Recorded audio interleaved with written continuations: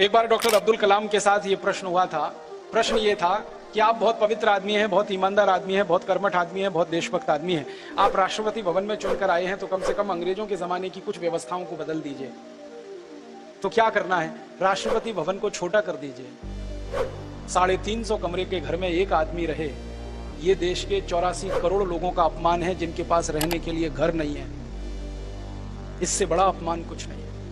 एक आदमी 350 कमरे के घर में रहे और 84 करोड़ लोगों के ऊपर छत भी ना हो रहने के लिए इस देश में। लेकिन डॉक्टर अब्दुल कलाम 5 साल में भी ये काम नहीं कर पाए।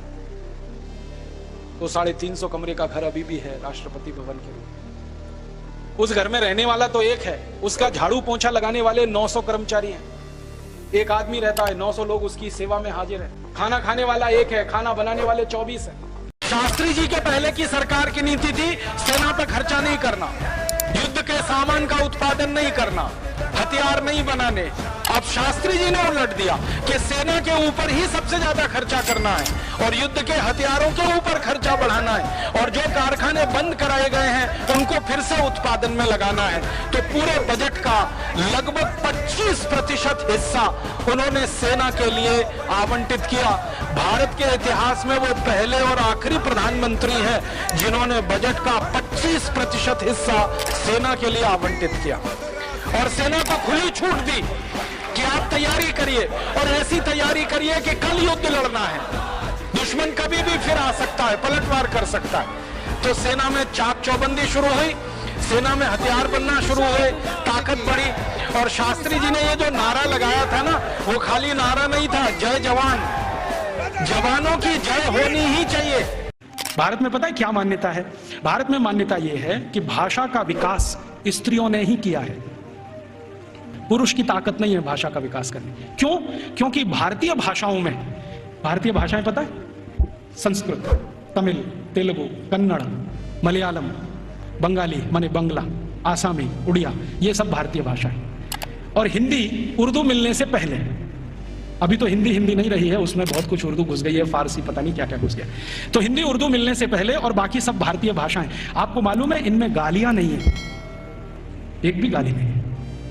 और गाली नहीं है तो यह सिद्ध करता है कि यह भाषा स्त्रियों ने ही रची है।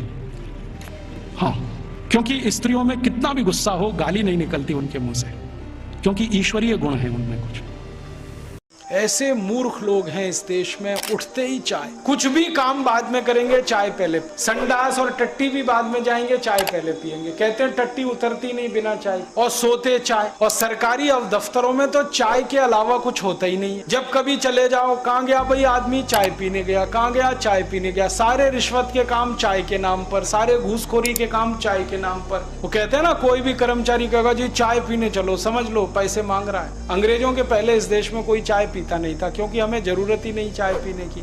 चाय तो गर्म देश के, ठंडे देश के लोगों को पीने की चीज है, क्योंकि गर्मी लाती है, ब्लड प्रेशर बढ़ाती है। और ठंडे देश तो यूरोप और अमेरिका और कनाडा के हैं, हम तो गर्म देश वाले हैं, हम क्यों पिए? हम तो दूध पिए, दही पिए, लस्सी पिए, छाछ पिए, मट्ठा पिए, नींबू की शिकंजी पिए, नारियल का पानी पिए, संतरे का रस पिए, मौसमी का रस पिए। अपने पास तो पीने के लिए इतनी चीजें। तो नमक एक ऐसी चीज है जो भारत के गांव में आया करती थी बाहर से, बाकी कोई वस्तु भारत के गांव में नहीं आया करती थी। ऐसा अंग्रेजों के 200 इतिहासकार अपनी किताबों में लिख रहे हैं। कुछ नहीं आता था, सब भारत के गांव में होता था। गेहूं, चना, चावल, दाल, मटर। और एक अंग्रेज इतिहासकार ने तो बड़ी मेहनत की है कि भारत के एक एक गांव में क्या क्या होता था उसकी सूची बनाई है। तो आप हैरान हो जाएंगे, एक एक गांव में 2-2 हजार से ज्यादा वस्तुएं पैदा होती थी। गेहूं, चना, चावल, दाल, मटर, तो ये तो उंगलियों पे गिने जाने वाले नाम है ना। ऐसी 2000 से ज्यादा वस्तुएं भारत के अधिकांश गांवों में पैदा हुआ करती थी। और गांव कितने थे इस देश में? लगभग 7,50,000 के आसपास गांव थे अंग्रेजों के आने के पहले। और इन गांवों में उत्पादन की 2-2 हजार चीजें जब हुआ करती थी, उन्हीं चीजों से हमारे देश में उद्योग चला करते थे। हमारा एक पड़ोसी देश है, उसका नाम है चीन। आपको मालूम है चीन भी एक समय तक अंग्रेजों का गुलाम रहा है। अंग्रेजों ने चीन पे भी कब्जा किया था और पूरे चीन के समाज को अंग्रेजों ने नशे में डुबो दिया था। चीन को खड़ा होने में बहुत समय लगा, लेकिन चीन खड़ा हुआ। 1949 तक अगर चीन के बारे में आप जानने की कोशिश करेंगे तो पता चलेगा कि चीन भिखारी देश था। उनको खाना खाने के लिए जो चावल चाहिए वो उनके पास नहीं होता था। उनके उद्योग उनके पर्याप्त नहीं थे, व्यापार उनका अच्छा नहीं था 1949 तक। और 1949 माने आज से लगभग 60-61 साल पहले तक विदेशी कर्जे में डूबा हुआ था। पूरी तरह से ध्वस्त और अस्त व्यस्त देश था चीन। लेकिन चीन में एक बड़ा नेता पैदा हुआ, जैसे हमारे देश में मैं बार बार कहता हूं परम पूजनीय स्वामी रामदेव जी स्वदेशी की अलग जगा रहे हैं, ऐसे ही चीन में एक नेता पैदा हुआ, उसका नाम था माओ जेडोंग। उसने पूरे देश को स्वदेशी के रास्ते पे डाल दिया और चीन के लोगों के दिल दिमाग में स्वदेशी चिंतन, स्वदेशी दर्शन ऐसे भर दिया कि पूरा चीन पिछले 60 साल में अपने पैरों पे खड़ा हो गया।